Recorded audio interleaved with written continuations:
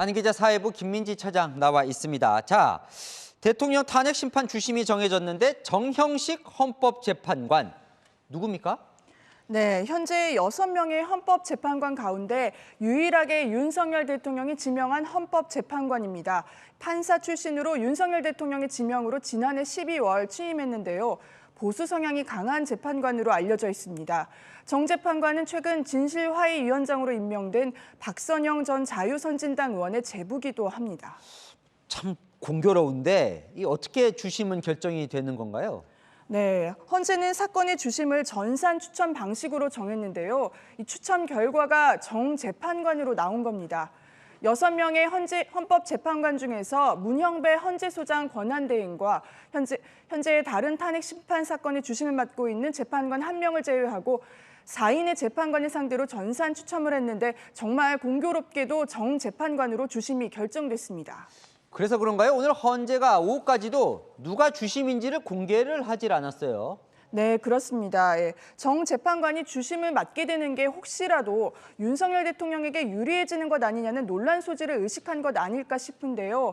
오늘 오후 헌재 브리핑에서도 왜 주심을 공개하지 않느냐, 지난 노무현 전 대통령이나 박근혜 전 대통령 때는 주심이 누군지 공개하지 않았냐, 이런 기자들의 질문이 빗발쳤거든요.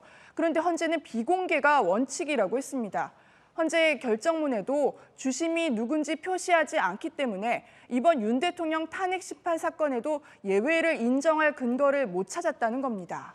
근데 사실은 이제 저희 시청자분들도 그렇고 저도 그렇고 주심이 뭐 하는 자리인가 좀 궁금하거든요. 이게 영향력이 큽니까? 네, 이 주심이 누구냐가 결론을 좌우한다고 볼 수는 없습니다. 하지만 주심은 판결문에 해당하는 탄핵 심판 결정문에 초안을 잡는 역할을 하고요. 또 탄핵 심판 공개 변론 등에서 증인 등에게 직접 질문을 하기도 하는 등 탄핵 심판의 흐름을 주도하는 역할을 맡는 것이 사실입니다.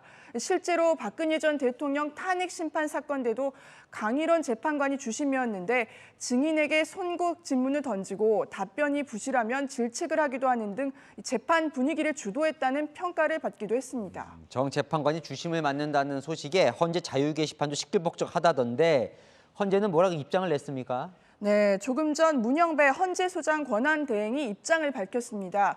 변론 기일은 재판장의 주재하에 헌법재판관 전원이 참여해 진행되기 때문에 주심 재판관이 누구인지는 재판 속도나 방향에 영향을 미치지 못한다는 건데요.